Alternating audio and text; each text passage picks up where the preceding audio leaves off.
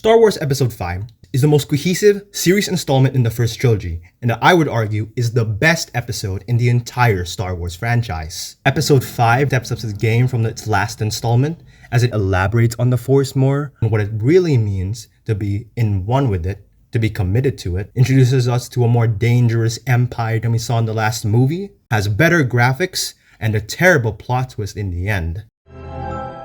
So in episode 5, Luke is trying to be the hero he was in the last movie. He's trying to become a Jedi, but his personality from the last movie is contradicting him.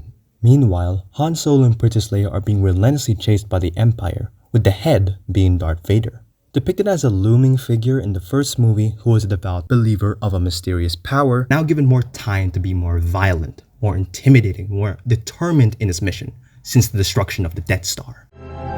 Okay, like I said, episode 5 adds severity to our villains, but it also challenges our protagonists. In the beginning of the film, Luke gets attacked by a Wampa, gets shot in the Battle of Hoth, and almost dies. Yet Luke is too sure that he's going to win the battle again, that it backfires on him twice.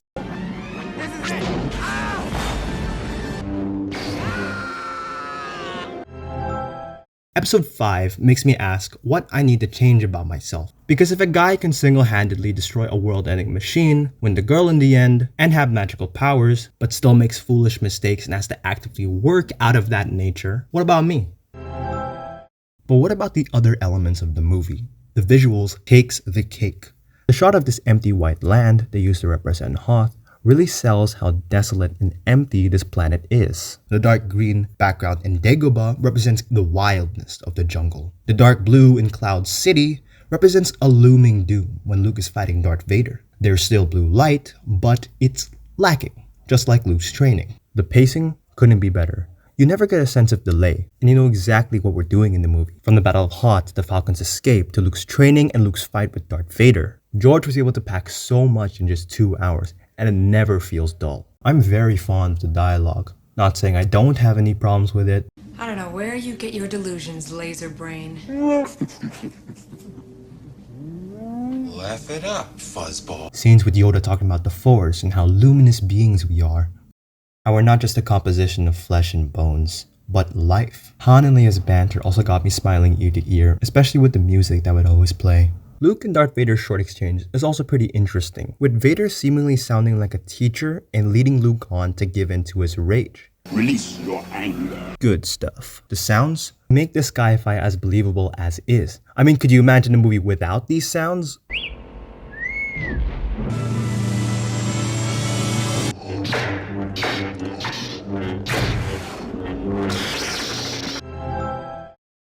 The scene of Leia and Han Solo leaving the Hoth base, with the stormtroopers and Darth Vader right behind their tail, you really feel a sense of how near they are to our heroes, and the stormtroopers even catch up to them. Han Solo and Leia leave at the last second when Darth Vader arrives. Later in Cloud City, Darth Vader tortures Han Solo, but not for information, for hate, to show how ruthless the Empire is, how they treat defiance. He then proceeds to carbon freeze Han Solo, and let the woman that he loves watch him do it. Carrie Fisher's look of absolute disgust and hate with how sadistic this Darth Vader can be absolutely sells it for me. I love every moment Yoda's on screen, but if I were to pick one, it'd be his breakdown on Luke. Yoda perfectly calls out Luke's daydream, how like his father, he looks at the future, not where he is right now, what he's doing, pushing him back to what he needs to accomplish now. Okay, episode 5 is a great movie, but the story is still grim. We have Luke get his hand cut off, Han Solo being refrigerated, and the rebellion is weakened. But in the end, Luke escapes Darth Vader and doesn't succumb to the dark side because he trusts his friends. It tells me that although we may fail horribly, the movie still shows us that there is a chance, there is still hope. And if we keep pursuing our goals with the help of our family and friends, a solution will show up. Anyway, that's it. Thanks for watching.